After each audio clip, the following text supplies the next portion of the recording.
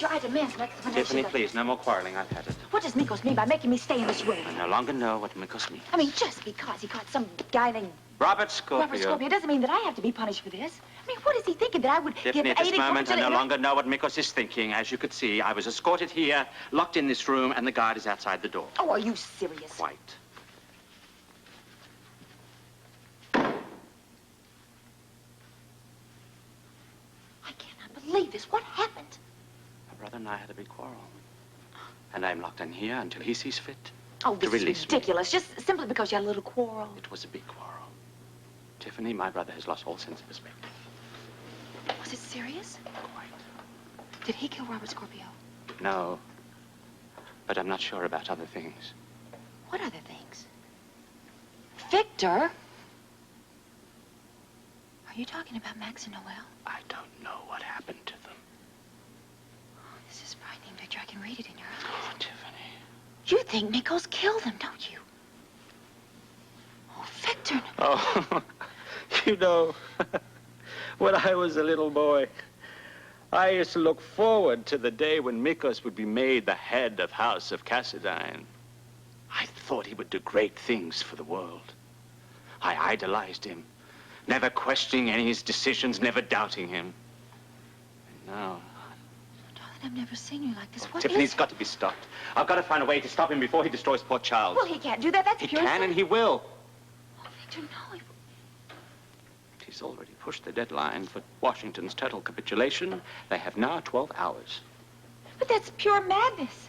Does Tony know about this? Well, does he, Victor? You said you were going to talk to him and Alex about it. I didn't find them.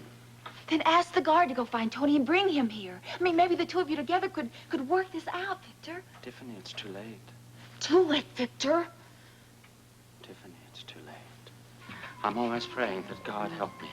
That whoever set up those explosions will be able to gain access in this compound and end all this madness.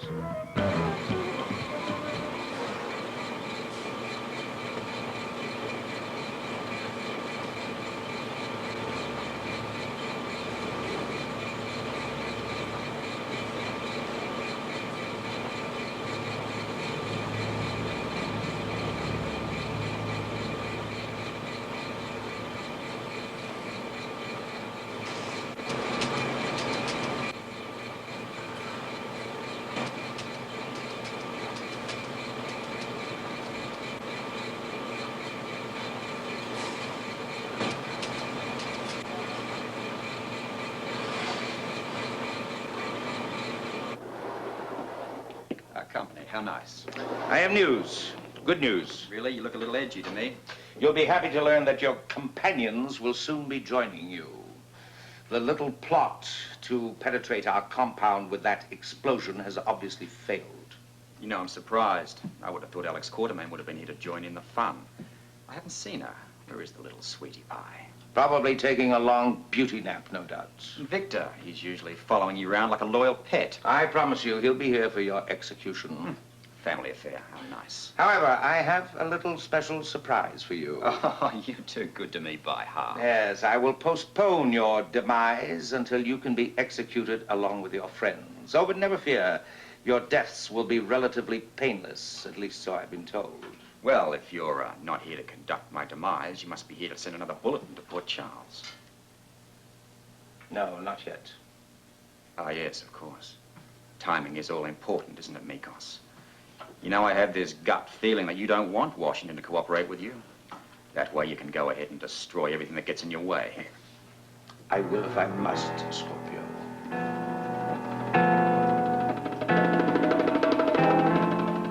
Look, you've got to find more bed space because we have more incoming patients and there's no... All right. Let me know, will you, please? Thank you. Too many patients and not enough beds? Oh, we managed so far. Oh, I wish I knew how to stop this blizzard. I wish somebody did, Amy, believe me. Dr. Perez, report to radiology. Dr. Perez, report to radiology. Well, hello there, doctor, and how are things in pediatrics? Oh, I'm not a doctor. Well, I think that they should make you an honorary one for all the good work that you're doing up there. I bet the kids up on 4 really love having you with them. Yeah, I guess it helps, so. Do you mind if I use the phone? I want to call Audrey and ask her how Tommy is. No, she's in the hospital. She's in her office. Well, that's great. Must mean Tommy's getting a little better. Yeah, she said that he was. That's good. I wonder if she had a tough time getting over here. She said she had a terrible time getting here. You know what? I know what's causing all this bad weather. Oh, you do, do you? I do. See, somebody's found a way to seed the cloud formation so they stay in one area only. Mm-hmm. But they've kind of screwed up, and now we're stuck in this freezing pattern. Oh. Well, thank you, Mr. Professor. It's true. Okay, I'm gonna go see Audrey. I'll see you later. Goodbye. Okay. Dr. Banks, lab online. Oh, burn. So Man, it is wild out there. Oh, you wouldn't believe how difficult it is to get some of those people into the hospital. Well, you're wonderful to be out there helping people, and I hope you know you've saved some lives. Well, you know, there was an old lady out there just wandering around. She was frozen to death. And Brian carried her all the way here in his arms. Well, it must have been rough going. Oh, you know it. I could use a cup of coffee Main desk, to Miss warm Hyman. up. Jesse, it's a call from New York for Ellen Quartermain. People, we better go. Okay, I could use that cup of coffee. Dr. Quartermain's here in the cafeteria. Jesse, here Alan comes. Would you hold on a moment, please? Alan, phone call for you. It's from New York. Amy, would you please go back to work? Sure. This is Alan Quartermain. Al Tomlinson here, Doctor. Oh, Mr. Tomlinson, how are you? Can you talk? Not awfully well. Go on. Well, checking all the births in New York City hospitals finally paid off. Oh?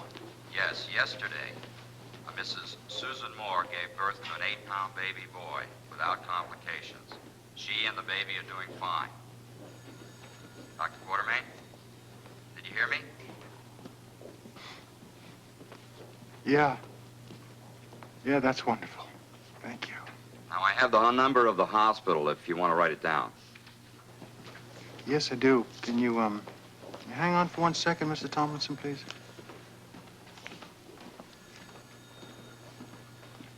Jesse, you got a notepad for me, please? Yes, of course. Thank you. Okay, I got it. Go on.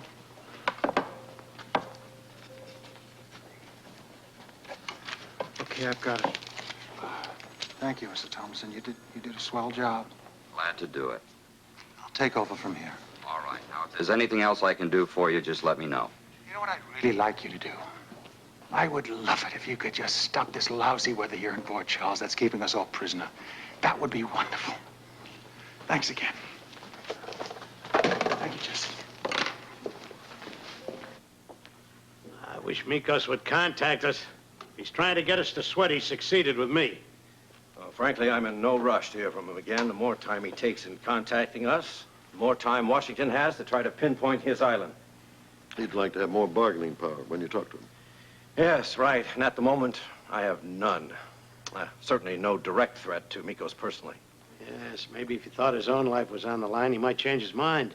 Yeah, that's right. We don't even know where his bloody island is. Hold it, red alert. Something's coming in.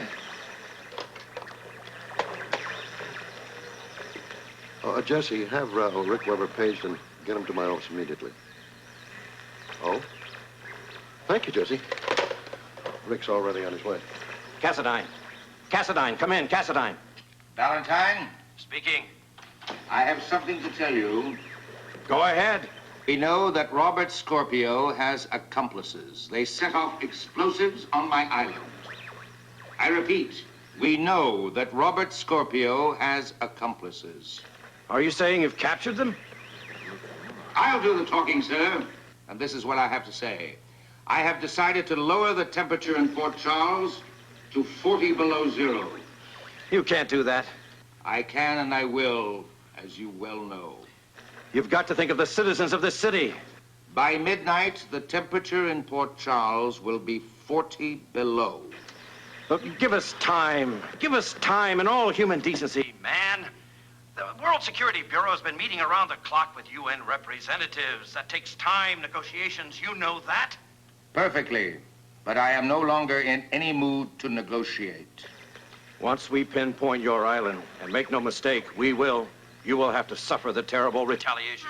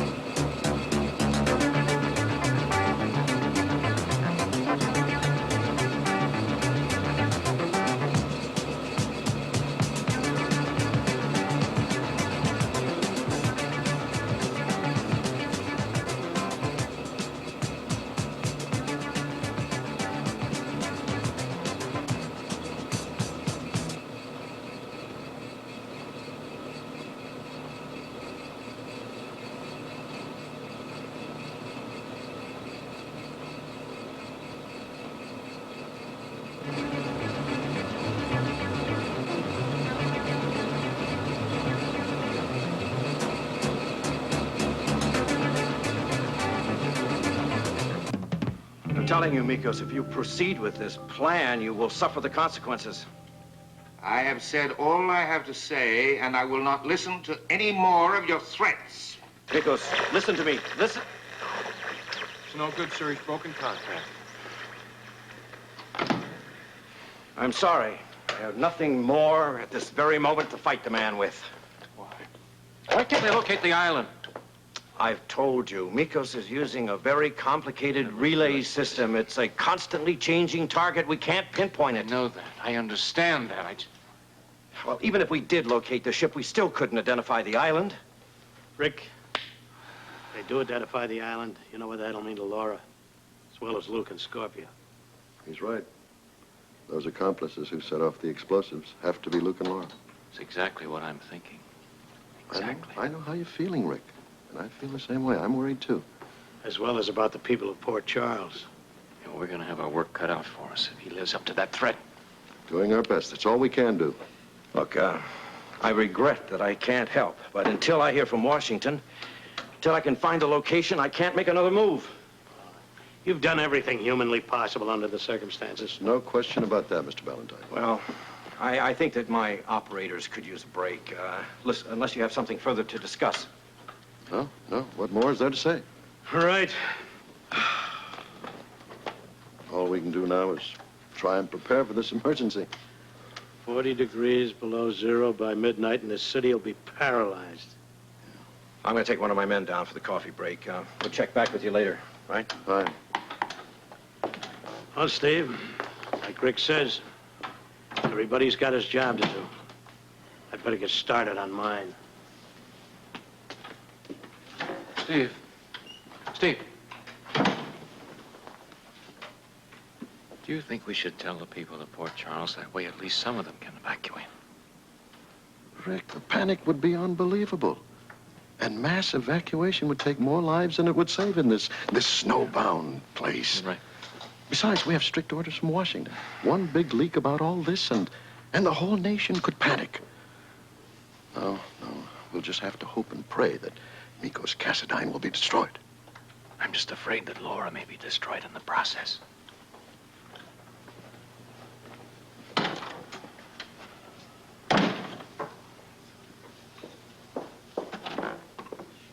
Steve?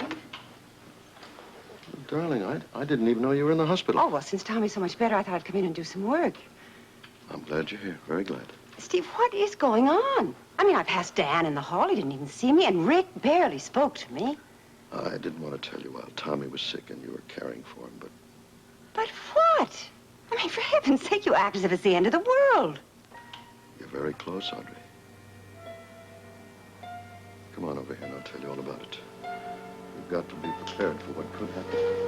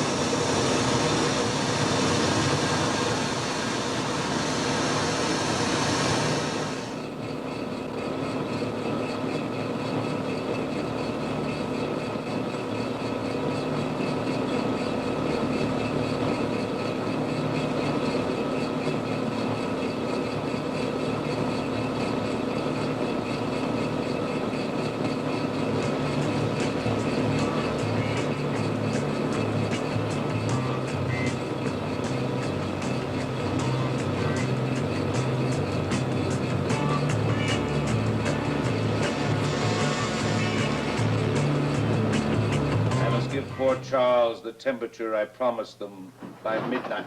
What the hell? Get out of here!